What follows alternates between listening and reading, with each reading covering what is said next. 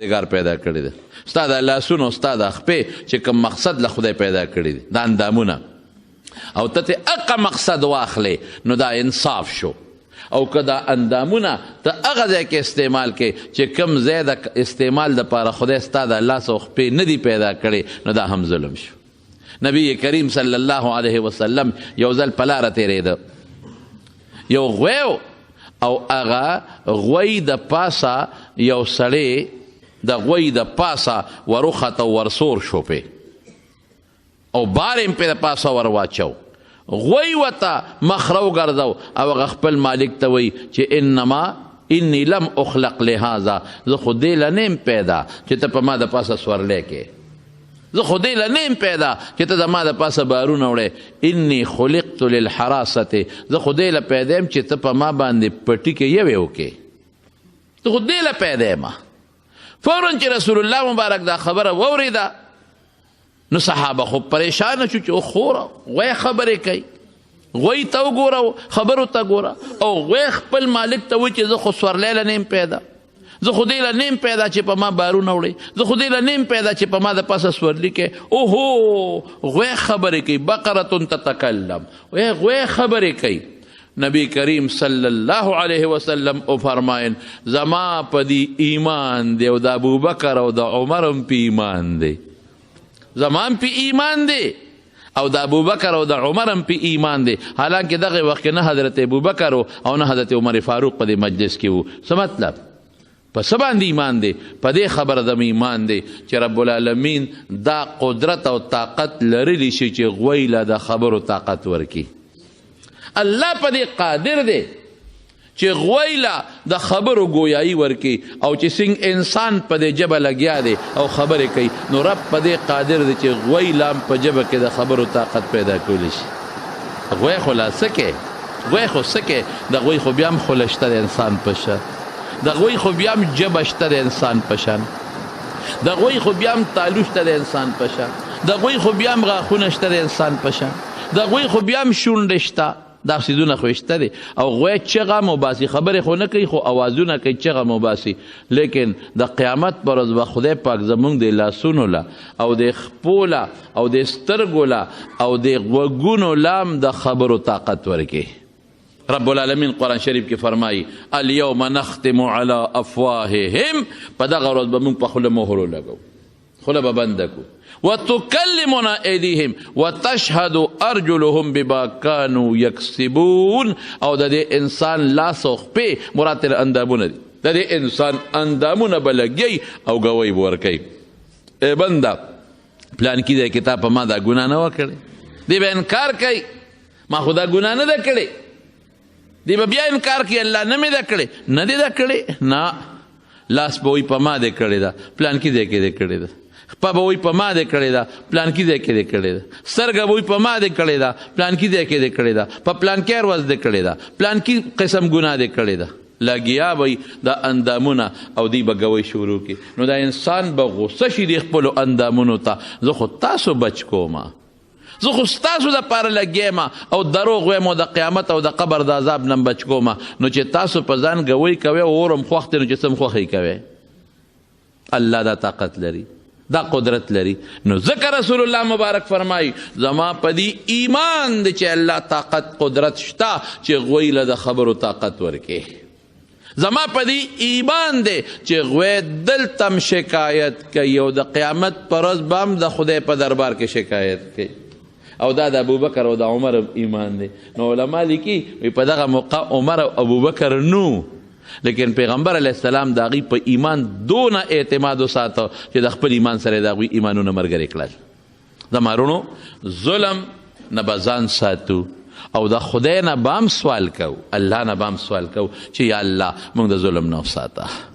چې نه په ما څوک ظلم وکړي نه په بل چا زه ظلم وکړم که په ما څوک رسول الله مبارک چې دعاګانې به کولې دا به یې کوله چې یا الله ما له د دې نه امن غواړم ما د دې نه هم بچ کا ان ازلمه چې زه په چا ظلم وکړم او اظلم علی چې په ما ظلم وشي که زه ظالم شم دا هم زما تبعی ده که زه مظلوم شم او بل څوک را سره زیاتې کوي دا هم زما تبعی ده نو موږ هم د خدای نه دا سوال کوو چې ربه موږ دې نه مو ساته چې په مخلوق ظلم وکړو او دینم اوساته چې په موږ هم مخلوق ظلم وکړي خدای د دواړو نه موږ اوساته او د ظالمانو انجام نه قرآن ډک دی فرعون لوی ظالمو اول نمبر ظلم خیداو چې وی انا ربکم الاعلی زه ستاسو لوی خدای دا غټ ظلم دی تعالی دا عقل دی خدای درکړی دا سترګې الله دې دپاره درکړي دي چې د خدای مقابله کې ودرېږه انا ربکم الاعلی ستاسو لوی خدای نمبر 1 دویمه سوه بني اسرائیل اوسېدل په مصر کې دا د یعقوب علیه السلام نوسیو یعقوب علیه السلام چې کله مصر ته راغی د حضرت یوسف علیه السلام ملاقات له نو د یعقوب علیه السلام 12 بچیو 12 د دې 12 بچو نه د هغه نسب خور شو او د مصر د نیمې نه زیات یا نیمې ته برابر دا د یعقوب علیه السلام اولاد شو د مصر چې کم خپل خلک وو ذاتي کم خلک وو بادشاهي د هغوی په لاس کې وه وزیران هغوی وو فرعون د هغوی نه و هغې ته به قبطیان وی نو هغوی به د موسی علیه السلام په دې قوم باندې د بني اسرائیلو کې موسی علیه السلام هم وروسته پیدا شوی دی هارون علیه السلام هم پکې پیدا شوی دی نو هغوی به په دوی ډېر زیات ظلمونه کول دا د ټټو کار په دوی کو ټټی به پې صفا کول لارو کوڅو کار دا چوړیانو باندې چې موږ نن کم خدمت کوو ډیرانونه به په دوی چلول او په ښځو به وله په کورونو کې خدمتونه کول چې تاسو خو د بار راغلی خلک یې تاسو خو د مصر خلک نه نو موږ له په کور کې خدمتونه کوئ په ماشومانو به وله خدمتونه کول او چې کم کمزوري کارونه به نو ابا بني اسرائیلو کول د یعقوب علیه السلام لقب اسرائیلو د هغې اولاد به کول دا کارونه نو فرعون خوب ولیدو وی زه په خپل تخت باندې ناست یم او یو سړی راغی په زمري سور دی په زمري باندې او چابک ورسره دی او دې نیغ زما دې دربار ته راننوت او چې دربار ته څنګه راننوت په زمري سور دی خدای پاکه دا څوک دی او راتلو سره دغه زمري نه کوز شو او زما د تخلې یو لته ورکړه چې لته یې ورکړه زما تخت پرېوته او زما ګریوان ته لاس واچو او د تخت نه سر د لاندې لاندې راوغورځولو نو فرعون د خپلو خلکو سره مشوره وکړه وی داسې خوب مې لیدلی دی صاحب دا زمري باندې چې کم سړی را روانو نو دا د په خیال کې راځي چې دا د کم طرف نه را روانو سینګ شکل سړی و یو دا د بني اسرائیلو د طرف نه را روانو هغه زمونږ نوکران قوم چې کم دی د یعقوب علیه السلام نوسی هغې طرف نه را روانو او شکل هم د هغوی په شان معلومېده دا هر چا شکل معلومیږي دا هر قوم د شکل نه پته لګي چې دا د دې قوم سره تعلق لري لکه اوس د پنجاب نه یو میلمه راغی دلته کېناسته او تاسو ورسره خبرې هم نه کړې تاسو ته پته لګي چې دا د پنجاب دی د پښتون نه مخ نه پته لګي چې دا پښتون دی بیا پښتنو کې هم د بعضې علاقو خلک پیژندلی کېږي چې دا د پلانکې علاقې دی دا د پلانکې علاقې دی دا د پلانکې علاقې دی وی بالکل شکل نه داسې معلومېده چې د یعقوب بني اسرائیلو والا دی او د هغې د طرف نه هم راغی وی صاحب د خوب تعبیر دی واضحه دی څنګه دی وی دوی کې به یو الک پیدا کېږي بادشاهي به هم د نه اخلي او سر د لاندې به دې غورځوي او طاقت به ورسره وي لکه زمري طاقت دی کونټی په لاس کې او چوکه په لاس کې نیول دا طاقت دی او ستا دربار ته به نیغ راننوځي تا کې به دونه جرأت نی چې دې منې کې او نه به ستا نوکران منې کولی شي او دا تعبیر او ټولو او بالکل دا تعبیر څوک ورسره بس وی دا چلو که چې دې ته بند تړل پکار دی سیلاب چې کله په سر راشي نو بیا ته ځان نشي خلاصولی مخکې نه به ورته بند تړی دې ته مخکې نه بند تړل پکار دی څنګه به بند تړو ورته وی بس اډر کوه او بني اسرائیلو کې چې څومره ماشومان پیدا کېږي دا مړه کوه دا ختم کا به دا هلک باړو پیدا نشي یعنی دونه قمقلو دومره بېوقوفانو چې رب العالمین د کوم څیز فیصله کړې وي هغې ته څوک بند تړلی شي الله فیصله وکړه چې رب فیصله وکړه سپیره بچی ته هغې ته بند څنګه تړی ته هغې ته بند نشي تړلی خو دا ردی او خپل سوچو د الله د حکم د الله د قیدې او د الله د فیصلې په مخ کې د مارونو د انسان تدبیر اس کار نشي کولی تقدیری مسلو کې تدبیر کار نه کوي تدبیر فیل کېږي بیا ته به هر څومره تدبیر استعمال کې خو چې تقدیری مسله پې راشي او د تقدیر توره پې راشي تدبیر فیل ته بچې بوځې او ته به په هسپتال کې داخل کې چې دی به بچ شي خو چې د مرګ توره د الله د طرف نه مقدره پرې راپرېوځي هغه تدبیر ختم. د ډاکټر په مخ کې به تې ساه خېږي، په اپریشن تیټر کې به تې ساه خېږي، اکسیجن به ورته لګېدلی او ساه به تې خېږي، د زړه مشین به ورته لګېدلی او ساه به تې خېږي. ولې تا تدبیر وکړو، تدبیر د پاسه د چا توره راله؟ د الله د تقدیر. هی قسم نه کېږي، خیر و خلاص. نو سپیره دلته دوکه شو. دغه وخت کې دې سپیره له پکار و چې ویرېدی، او تا ولې ما نه بادشاهي بالي، ولې به سر د لاندې غورځېږم؟ دا هلک به څوک چا ده کې به طاقت څوک پیدا کوي؟ الله به پیدا کوي. ما خو د خدای مقابله کې د خدای اعلان کړی دی. اوهو دا نه ده پکار، بس توبه طایب کېدل پکار ورته. لیکن هغه نور موچت شو، اډر یې وویسته، وی بني اسرائیلو کې چې څومره ماشومان پیدا کېږي هغه وجنې. ظلم زیات شو، دا بل ظلم، هغه الله سره ظلم او ورپسې مخلوق سره ظلم چې په بني اسرائیلو باندې تخپل ټټی پاکې او ته پې لارو کوڅې جارو کې او ته د هغې په ښځو په ماشومانو په کورونو کې خدمتونه کې او په ټوکې پې کارونه کې او ډیرانونه پې خوری. دغه یو ظلم، دا بل ظلم شروع شو. بس چې کم ماشوم به پیدا کېده په ګاونډ کې پته لګي، جاسوسان ګرځېدل، ماشوم به یې راواجي، مور مخکې به یې لال کړ، چا غږ کولی شو.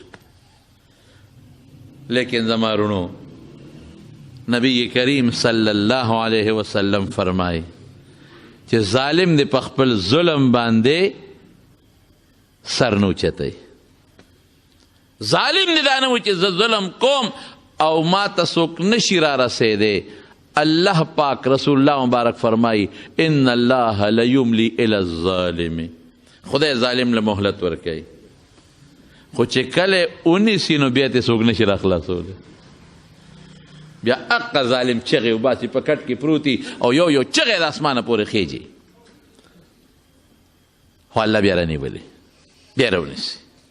مګر خو نخرې کوي، کله یو ځای سوړه وباسي، کله بل ځای سوړه وباسي، کله جامې کرپوي، کله د خوراک شیره ورځي، خو چې کله د لټ هغه سیخ پې د پاسه راغی بس بیا هېڅ هم نشته، خبره ختم. نو نبی علیہ السلام فرمایي زه نه وایم چې الله ظالم له مهلت ورکوي چې کله یې ونیسي بعد بیا نه پرېږدي او نه یې بیا څوک خلاصولی شي. خو زمونږ ایمان دی. الله پاک داسې وکړله چې دا قوم ورته راوچت شو، صاحب دا خو چې دا ماشومان ته وجنې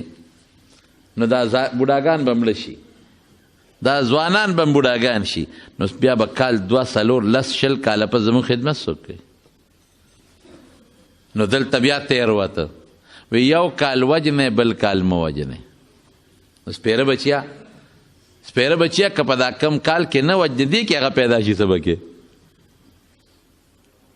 نو چې په کم کال وي مه وجنې نو په هغه کال خدای حضرت هارون علیه السلام پیدا کړ، او په کم کال چې وجنې نو په هغه کال الله پاک حضرت موسی علیه السلام پیدا کړ. او چې څنګه موسی علیه السلام الله پیدا کړ نو اقا زینا اطلاع ورسېده پولیس ته چې دې کور کې ماشوم پیدا شوی دی. خلکو ته پته لګي چې پولیس والا سنګ په کور را دننه شو، الله دلته د موسی علیه السلام د مور نه عقل وتښتاو. بعضې وخت الله داسې هم کوي. او لګیا د تنور اچوي، د موسی علیه السلام مور تنور اچولی دی او خشاک یې پکې اچولی دی او تنور کې اور بلیږي غرغنډه ده او دا بچی ورسره دلته په دا غیږ کې دی، موسی علیه السلام ورسره دا غیږ کې دی او تنور یې اچولی دی او دقه دی چې کارنده پرې رادننه شو، الله دماغ الټه کړل. بلکل د موسی علیه السلام په مور لیونتوب، لیونی خو نه پوهېږي، موسی علیه السلام یې تنور کې وغورځه. اوس لیونی خو نه پوهېږي، دغه وخت په خدای جنون راوست. تنور کې چې وغورځاو هغې راغلل ماشوم څه شو؟ دا اوس لیونی ده. ها ها ها ها څه وی خلکو ته تاسو خو مونږ په لیونی پسې راوستو، ټول کور یې ولټه ماشوم کم دی؟ ښځه خو پاګله ده، لیونی ده.